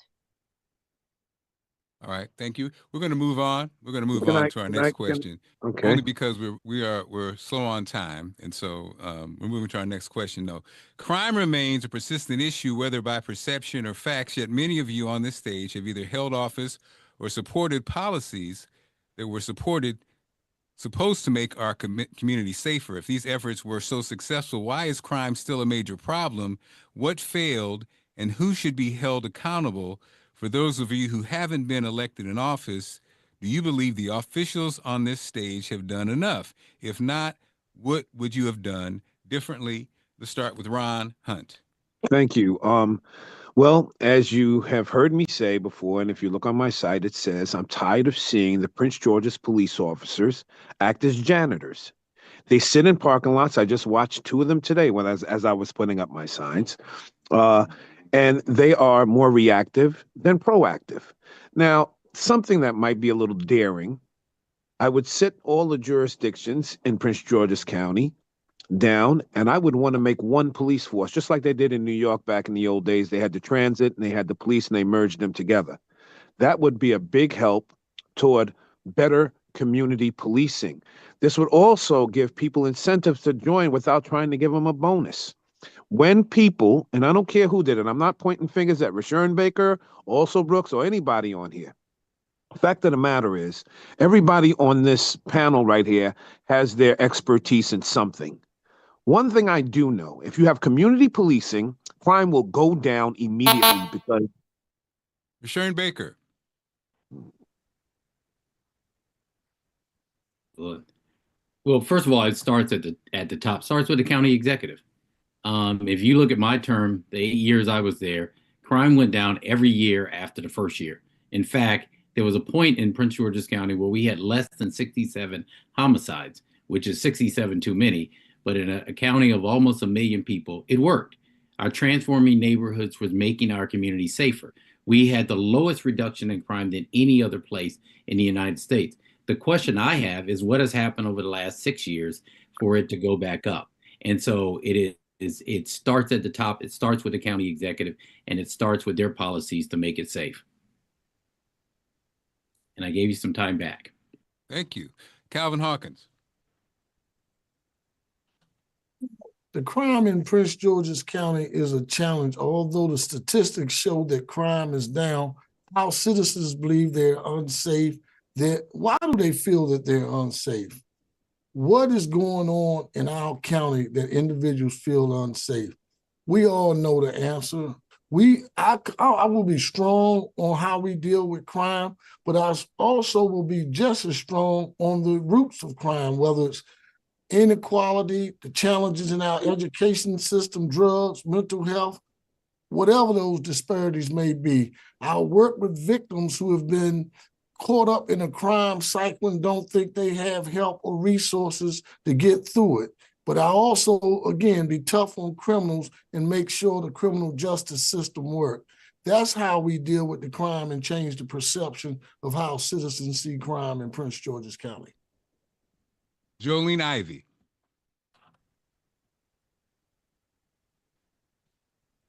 Rashawn Baker was correct that it starts at the top. And I know how important it is to have a strong county executive. And also, it is important to have a strong state's attorney because that's who prosecutes the crime. The county executive selects the police chief, and I believe we have a good police chief right now. Chief Aziz, I believe, has done a very good job, and I would intend to keep him on and would hope he would. But police are having trouble being able to enforce things when they get kind of demoralized because they arrest people and then that person ends up back on the street and then they have to arrest them again. So it's demoralizing for our police to deal with that situation, and everybody has a role to play, and the citizens also have a role to play. Albert Slocum. There are a lot of moving pieces here. First and foremost, as my colleague from New York, which is Mr. Hunt here, I'm from the Bridgeport, Connecticut area, adjacent area from New York as well. We had experience in auxiliary police where the community got involved. It's pretty much like a neighborhood watch. I think we should administer that to help the police. For the most part, police are doing what they can in most instances, and we need to give them the resources. And again, I concur that this should be incentives because their morale is low. And to Ms. Ivy's point, people are apprehended and then they're released. Maybe they have good defense attorneys, who knows? Or maybe the state's attorneys were doing their job, but defense attorneys, pretty much, had a way to get, through the system. But I think that overall, we need to reduce crime in the sense of keeping the children off the youth off the streets by creating programs all year round, work program like workforce development, including training, job training and development, and then creating vocational technical schools that will help. Marcellus Cruz. Crime is a symptom. Okay, it's not policing, everybody. It's a symptom. 75% of all inmates dropped out of school. So what does that tell you? That tells you that education is very important, and that's where we go. We don't cut, we do the work, and we find the money. My point here is 96%. Remember that number. When you introduce a second pathway, an entrepreneurship type pathway, 96% graduate, not 76% of what we have today. We right now are at what? We're ranked number 23 in education. My point here is it is time to get serious, everybody. If we want to see a change in our young people, we have to focus on our young people. And that's all I've been doing and saying in all these debates. It is time for a second pathway workforce development. Tanya Sweat. To agree with Mr. Cruz, we have to invest in our young people. We've got to educate them. And whether it's reality or perception, I heard in another forum earlier that there's been a trending upward in domestic violence, carjackings, and murders. So whether you believe the actual number says crime is increasing or not, the perception is crime is increasing. We've got to educate our youth and put them to work so they won't have a need to commit crime. We have to put services and supports in place to help our families relieve the stress and the burdens that they're under so that they won't have domestic violence issues. We have to support and help our community to do better. And that doesn't mean we make excuses. or tell people that crime is not on the rise when we're watching the news every day and we're hearing about it. It's a concern that we have to address. And juvenile justice reform that does not include consequences for those who break the law is not reform at all, because you're basically telling anybody who commits a crime, you can get away with it. We're not going to hold you responsible or accountable. May I say something or no? Because I don't know if you can see me. Yeah, no, I can see you. I think in the Oh. essence of time, we're trying to cover. So I think it's very important that you guys take your minute and make it very clear and get as much in as you can, because we have so many people. We'll get bogged down actually. Can I say something to you? If to me? Yeah. Well, Do you yes. realize everybody on this call is basically saying the same thing, but in different areas of what we're all saying? I mean, wouldn't it be great if we could Yes, all be county executives? I'm Wouldn't it be actually great? Especially Miss I do Ivy. I realize love it. her. I do realize that, Yeah, Ron. okay, let's go. Thank you. All right, next question. State's attorney, Brave Boy, recently said, "We don't want young people in the justice system, but we do want to make sure they don't commit further crimes. And how do we do that?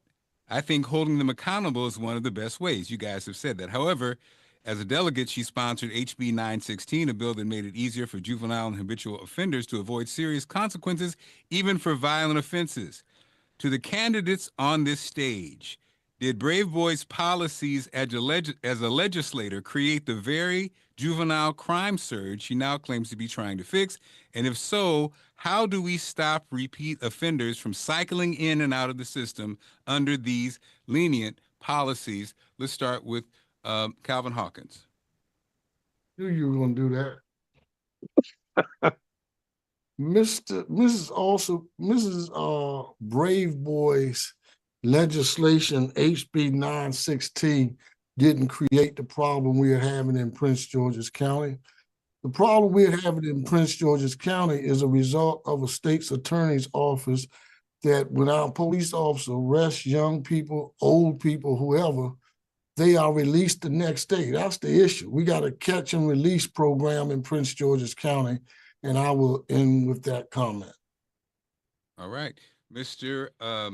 Albert Slocum. I have to say firsthand that I don't think the issue as HB 916 exists today is actually happening is relevant. I think that the state's attorney actually is trying to hold people accountable, and those individuals, and particularly youth, waiting until they become of legal age and then putting them in jail. I think we need to go the other way. I think we need to find the evidence and the facts to these cases here and make sure that we are prosecuting those that are guilty and doing crime, and then those that are not and they're innocent, not to continue pushing to incarcerate them, but actually, basically letting them free because they have not committed the crime. That's the issue that we're dealing with, is identifying who is guilty and who is not. And as your next county executive, I want to make sure that there is an audit on those cases and whether there are padded cases and cases that are erroneous, because we need that. We cannot imprison wrongfully people. Tanya Sweat. Yes, thank you. I think I'm the only candidate in this race who served as a criminal prosecutor and a criminal defense attorney. And what I will tell you is I won't blame Ms. Brave Boy by herself for her bill.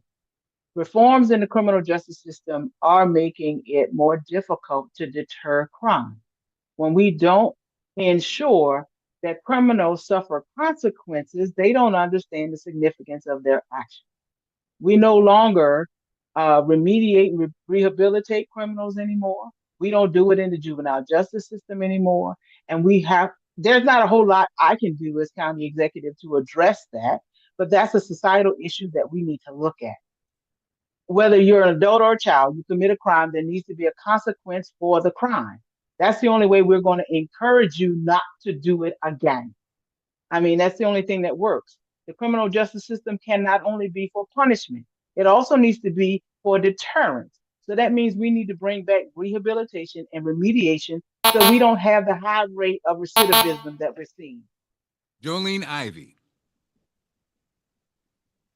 I wouldn't lay the entire problem at the state's attorney's feet. I'm sure that policies made in Annapolis, whether back then or today, can make a difference, but they're not the whole story. So I think it's important that that people be held accountable, people of all the ages in different ways, be held accountable for their actions. And I think that part of that is just being prosecuted in the first place. It doesn't make sense to let somebody out before they've been held accountable. And a lot of times it seems that that could be happening, that the desire to have the easier wins lets the tougher cases go. And then that contributes to people being on the street, committing crimes again, and they get better at it all the time. So we can't have that. We have more than 100 murders a year still. Marcellus Cruz? I come at this question the same way. I believe that it is time that we do true rehabilitation.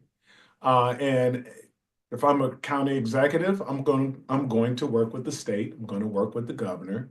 It is time that we place in our correctional facilities true rehabilitation, financial literacy, mandate some certifications, and then bring small businesses and get them hired before they even come out. When it comes to juveniles, I think that when they keep reoffending, we have to mandate some certifications. Because what are we doing if we're just letting them out and they're going back to the crimes that they committed before? Or they don't have a way to get into a job that would bring them relief. My point here is it's time for us to go in a different direction. Thank you. Ron Hunt. Yeah, I couldn't wait for this one. I just tell you right now, it's nonsense. There's no such thing as rehabilitation when you keep letting out repeat offenders. They can't be rehabilitated because you keep letting them out. And the problem is repeat offenders. I talked to Miss Braveboy the other day. One thing I am, and the ex-chiefs of police from DC give me credit for intertwining, going through every word of every law because I can change them. And I did end up changing them because I'm good at finding problems. I'm telling you right now, there's 3 laws that I have seen that she has enforced, and I brought it to her attention when we were at the church the other day. I said, do you realize if I say what I know, they'll be lining up to sue you and the state's attorney's office? It's outrageous. Just the mere fact of the repeat offenders coming in and out. You're prosecuting people for nothing. That's what they're doing. And then it's like a notch in their belt. So yes, I am against, and I'm telling you right now, you know what? I just need to stop this. I'm not even feeling well. All I'm gonna tell you right now is bottom line. So mad. Oh my God. Rashawn Baker. I knew you were going to call me after that. Let me just quickly say, I think Ms. Sweat had it right. The problem with the legislation that was put in by State's Attorney Brayboy when she was a legislator, and she was warned of this, is that it had an impact on what the judges could or could not do. So it took away a lot of discretion. And so therefore, now as state's attorney, she's finding the very problem that people tried to warn her about when she was doing this. The idea is that that's why we give judges discretion to hold our juveniles accountable. That's why we have our state's attorney's office, which can determine whether they asked to have a case brought waived up to adult court or into our juvenile court. But when the legislature gets involved and doesn't know the impact it has on the executive part, then that's where we see our problems. And that's what she's seeing now. And we're seeing it throughout our schools. So we have to be mindful of that when you see legislation this way. All right. Albert Slocum, you want to rebut? Yeah, again, I emphasize on the fact that we have to get to the root cause. Okay, there are young youths being prosecuted, and there's no evidence, no facts proving or leading in that direction based on the alleged charges or indictment that they are guilty. And I know that personally, and I won't bring that up, but I know that personally. Secondly, yeah, we shouldn't leave others hanging or You know, if you do the crime, you do the time. So we shouldn't allow those individuals to get back onto the streets. I agree with that. But there's more. So we need to have a solution. And that solution is holding the parents accountable, but also these are youths. You know, the school system, there's truancy rates, there are other issues. You know, there are individuals not even going to school. And we as a whole need to collectively get together and come up with some solutions. I don't have enough to respond to that part, but hopefully I'll have an opportunity later. Right. And speaking of that, Marcellus, I think you have come to the table with your solution. You mentioned it many times. You have a rebuttal? Oh, I just wanted to be clear, because Ron said repeat offenders. I'm not Yeah. suggesting that we just, keep letting people out. I was just stating that we need true rehabilitation for those who want to accept that pathway. That's all I was saying. Thank you. Can I say something, please? Yes. I'm not going against Mr. Cruz. He's absolutely correct. All I'm saying is you can't have a rehabilitation system if you're not keeping the offenders in jail where they belong. They come out and they commit more crimes, and they're like cancer. They get the kids to commit crimes because they know the kids are not going to jail. These are things that I've been seeing for a minute. And by the way, I have been counseled lately with ex-chiefs of police. They're very good friends of mine. One thing I'm going to tell all of you, we're all right in a certain sense, but the bottom line is you keep letting them out, more crime is committed. Rashawn Baker's correct. Miss Ivy's correct. I don't believe I'm saying it. Mr. Hawkins is correct. And this is just all now just to the point where it's ridiculous. All right. Thank you. All right. We'll move forward. We urgently need additional funding today, but with the county unable to raise property taxes due to trim, and facing declining revenues from recordation and transfer taxes, who here supports exploring new forms of revenue generation, such as a county-wide sales tax to bridge the gap? A show of hands, who agrees with that? Well, no, well, I partly agree. Okay, so let's start with Calvin Hawkins. Go ahead and give us your thoughts on that. Mark, my answer is simple. When we're in the financial crisis we're in, any option to move our revenue stream forward, I support the consideration of. I'm not saying we should do it. I am saying when I raised my hand and when I answered yes to your initial question, it was because I believe we should consider all options. And that's why I support this. Anybody else? Did anybody else agree with that? Because of course I'll ask for those who don't agree, but does anybody agree?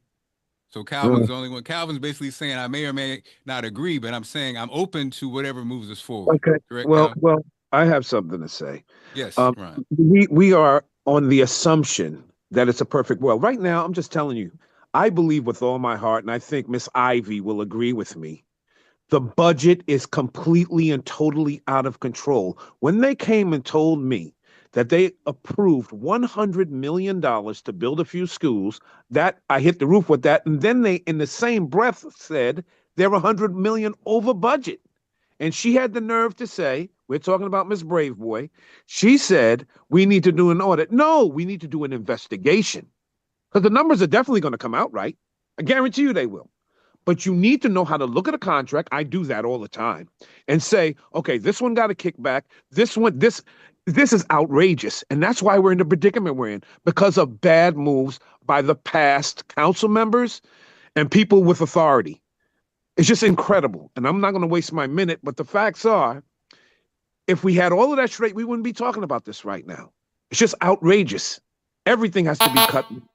So I think, this question, and I'll start with you, Ron Hunt, because I think for those who didn't agree with it, now we have to talk about, well, what do we do? And so we'll start with you, Ron Hunt. If you oppose new taxes, how do you propose to address declining revenues without cutting critical services? But this is what I just said. I believe our budget is so far out of control. I believe we wouldn't be in this circumstance if somebody with a brain was handling our budget. So how would you cut? What would you cut? What services would you cut to do that? I guess is my question. I'm trying to say we probably don't have to cut services if we get our budget under control. I'm talking about, you just not would believe the frivolous spending going on, the wasteful spending. And just that 100 million over that I just told you about is proof of what I'm saying. And this came out of Miss Brave Boy's mouth. That's how I But found out again, about it. Mr. Hunt, you So keep saying wasteful spending, but you're not even talking about what is wasteful spending. How can we cut? What I'm should we talking cut? about it's so out of What control. It's numbers all of are the above. wasteful? I'm talking about it's all of the above. Okay. Whenever I heard the number of forget about the 200, almost 200 million deficit. Okay, that's your time. Okay. That's your time. Jolene Ivy, what Thank would you propose? Well, first, I would like to address the accusation that previous councils have been out of control. I want to make sure that everyone knows that the budget in Prince George's County is about a quarter of what DC's is. DC's is over $20 billion, $20 billion in DC. And they have fewer people than we do by about a quarter. So I think we do a great job. Montgomery County has twice our budget and just a few more people than we have. We actually have done a great job keeping things together. And I really don't like it when people start saying that we've been wasteful, because we are trying the hardest we can to provide the things that are required and to try to do a little extra. So whether it's spending on education, which is 62% of our budget, public safety, we're doing a lot. And okay, I'm actually going to leave now. I'm sorry. I had let everyone know that I had to be gone by 7:30. And so thank you for having me. I really appreciate it. Thank you for your time. Thank you for your time. Mr. See you Slocum. later, Mr. Slocum, it's on you. Yes. Yes. From a standpoint of what we cut as a result of our alleviating, lowering taxes on, let's say, properties, right? I believe that we can be very creative and innovative. Madam Senator Alston Brooks has created an initiative, or started an initiative called the WAVE. I think, we should definitely pick up on that and watch it come to fruition. The other thing that, as I mentioned earlier, is pretty much engaging in proprietary products and services that the county can mirror, like the U.S. Patent and Trade Office. We can have things from AI to health, research and development, to technology, advancements in technology, and generate revenue in that sense. Looking at the budget, I believe it was like over 870 something pages. A lot of information. I can't answer that in like 20, 15 seconds from now.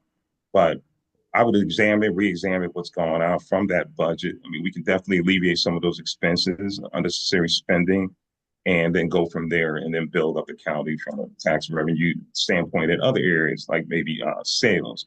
But I'm also for property taxes being decreased. Time's up. As well as seniors having tax exemption.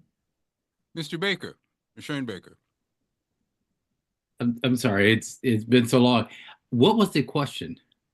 So the original question. So how it was phrased was, we urgently need additional funding today, but with the county unable to raise property taxes due to trim and facing declining revenues from recordation and transfer taxes, who here supports exploring new forms of revenue generation, such as a county-wide sales tax, to bridge the gap? Now, if you oppose new taxes, how do you propose to address declining revenues without cutting critical services? So that's the question. Thank you. Well, first of all, I oppose a countywide sales tax. Sales taxes are regressive. They're the most regressive tax. Property taxes are the least. Income tax is the least regressive, but property taxes are probably the second least. But here's how you're going to grow the economy. And I have experience doing it. I faced a $150 million budget deficit when I came in. There's only one way to do that, and that is you've got to grow your commercial tax base. When Councilwoman Ivy talked about Montgomery County, the way that they're able to do it is that their business tax and their commercial tax base has gone up. We saw that go up during my administration. That's why we didn't see a budget deficit after the first year during my administration because we actually grew our commercial tax base. That's why bringing in MGM, building Dave and Buster's here, Tanger Outlet, all of those things that create jobs and help us expand the budget tax base.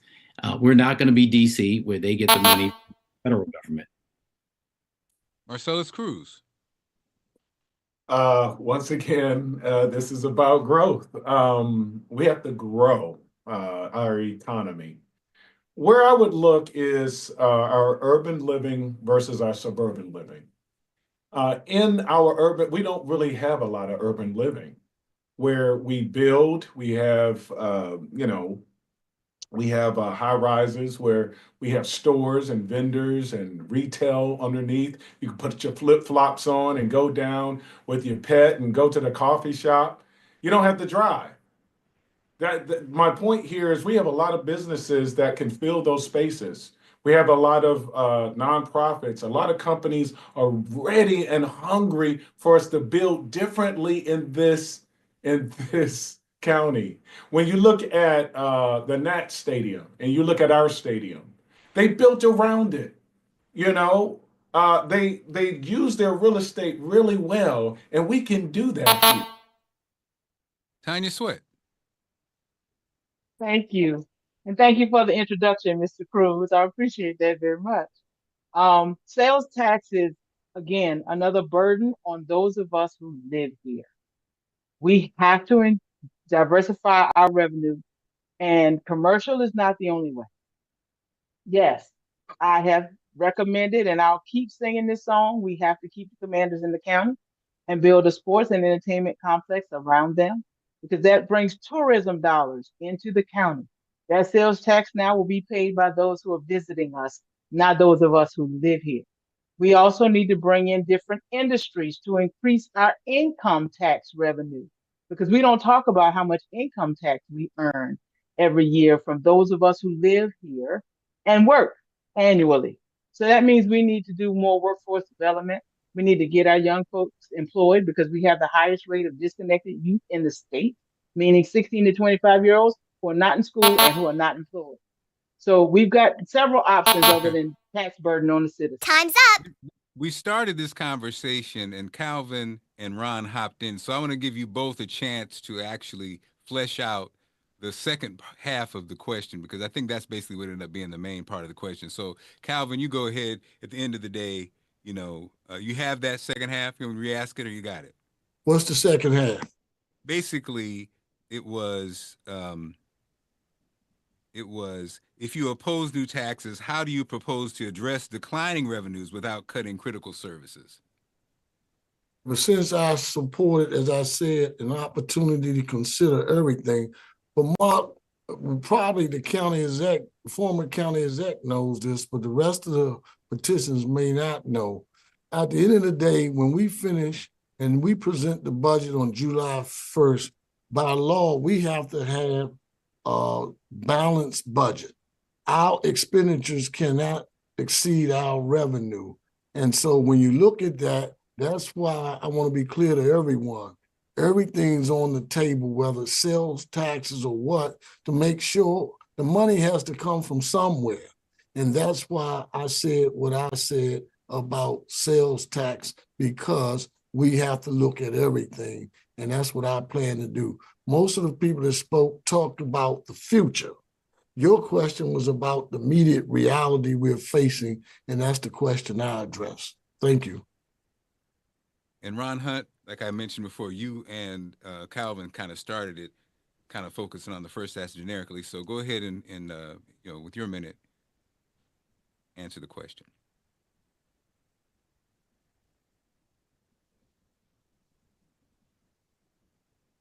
I think you're muted, Ron.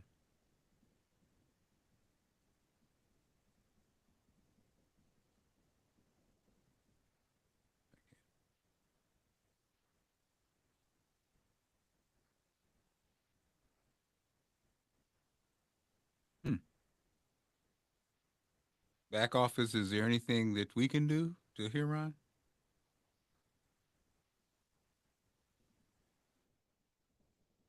Okay.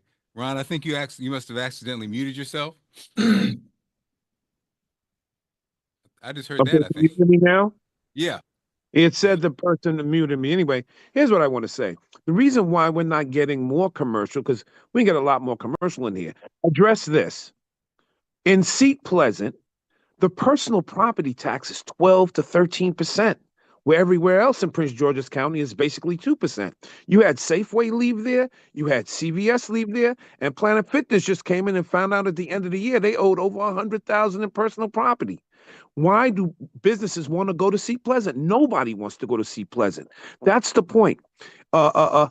Everything washes each other's hands. I've been saying these different things, and I think we're all saying the same thing, except there's other problems here. I would not. I'm a business guy. I would never move nothing to Seat Pleasant. 12% property tax, personal property, and in Fort Washington it's 2%. Doesn't make sense. That's why it's like a barren land over there. If you want to bring more commercial businesses here, it has to be friendly. And I agree again. I hate to say it with Calvin Hawkins. We need to worry about what's happening anyway. Okay, we asked that we stay on topic, Ron. I mean, stay in the box, okay? We It's got all right. we got a room to cover here. So, Albert, you wanted to rebut something? Yeah, definitely. From a Okay. sales And let's do 30. We'll do 30 seconds in the rebuttals, guys, because we have a lot of questions to get to. So go ahead. Sure. Let's look at sales tax. Let's look at property taxes. Let's look at income taxes, right? I want to be able to lower or follow the same suit that states like Florida have with respect to income taxes. Delaware has the lowest or no sales taxes, and they're thriving. So we can follow suit on that. That we just have to find a way to bring in the revenue. So I want to just reiterate the emphasis of creating an infrastructure where our businesses thrive and focusing on their sustainability. All right, we'll continue under our budget and fiscal responsibility category. Prince George's County implemented the Better Bag Bill under the premise of reducing plastic waste and promoting environmental responsibility, yet plastic use hasn't meaningfully decreased. The county doesn't collect a dime from the tax, and businesses, not taxpayers, are the ones profiting off it. Was this performative? Was it a performative policy making at best, or negligence at worst? Did the county council completely fumble a major revenue source? And as executive, would you repeal or replace the bill? Let's start with Tanya Sweat. Yes, I totally agree that this was fumbled because we don't know where that 10 cents per bag is going.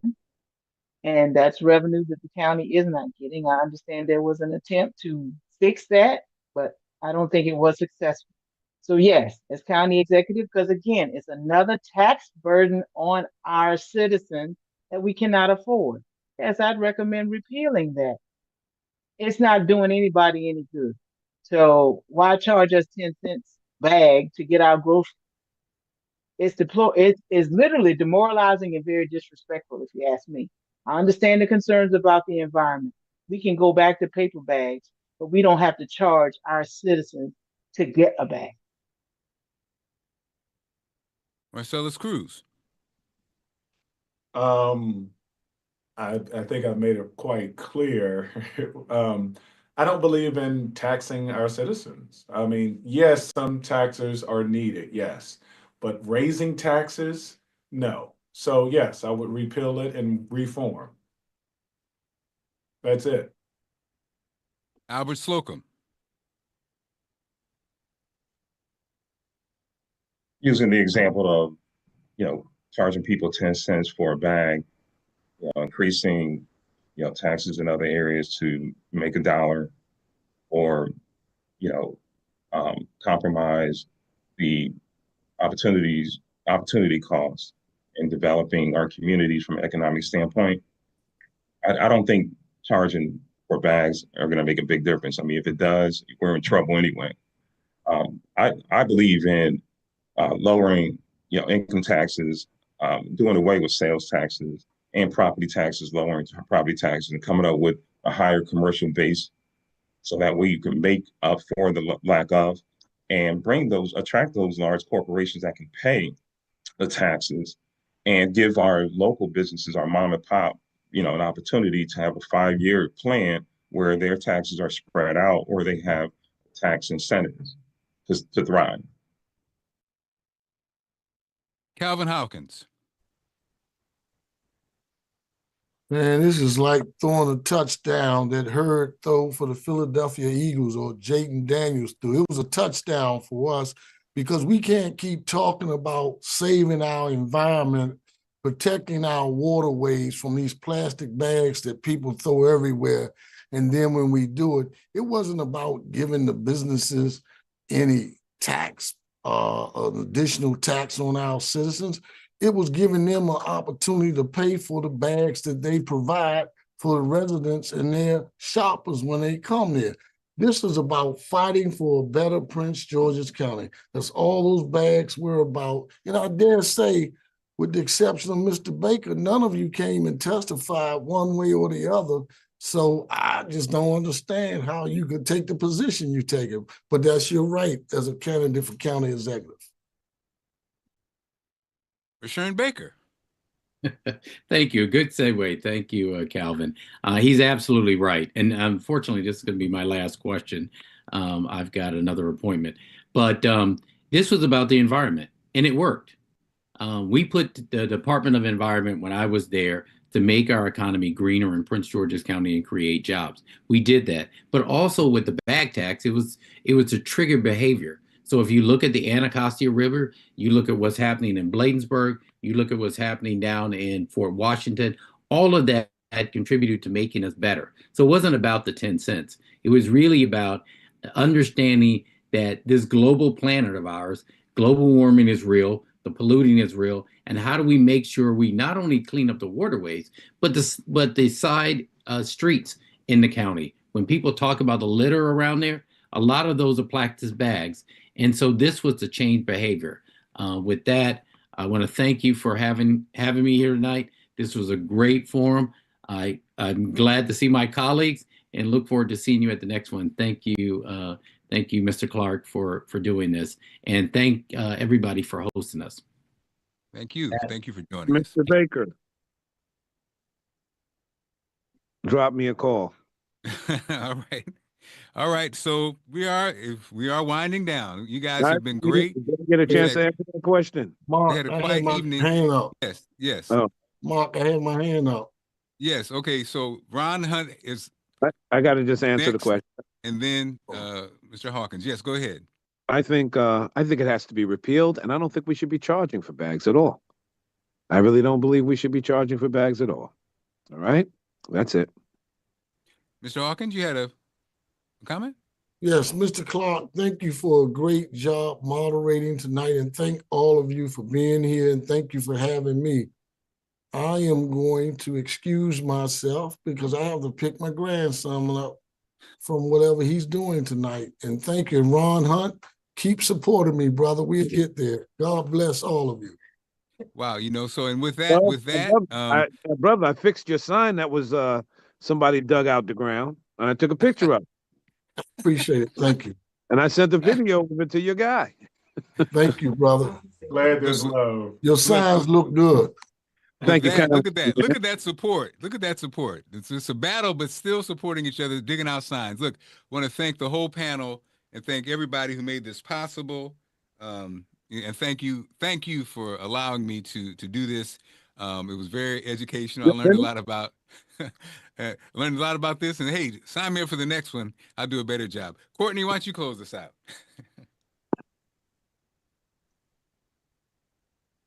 I have a question. All right, everyone. Thank you so much for taking the time out of your busy day and week to attend this wonderful dialogue between all of the candidates for Prince George's County's next county executive.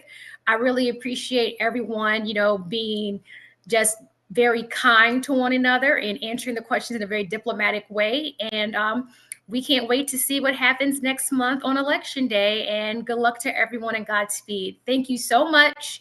And of course, Mark Clark, thank you for doing an amazing job this evening. Thank Citizens for Accountability and Governance. And also I'd like to thank my own South Carolina Democratic Democratic Club. And I also want to thank everyone who watched tonight who lives in Prince George's County for also attending this wonderful event. And hopefully they got a clearer perspective on each one of the candidates. And now they have a better idea of who they would want to cast their vote for next month. Again, thank you and have a beautiful evening.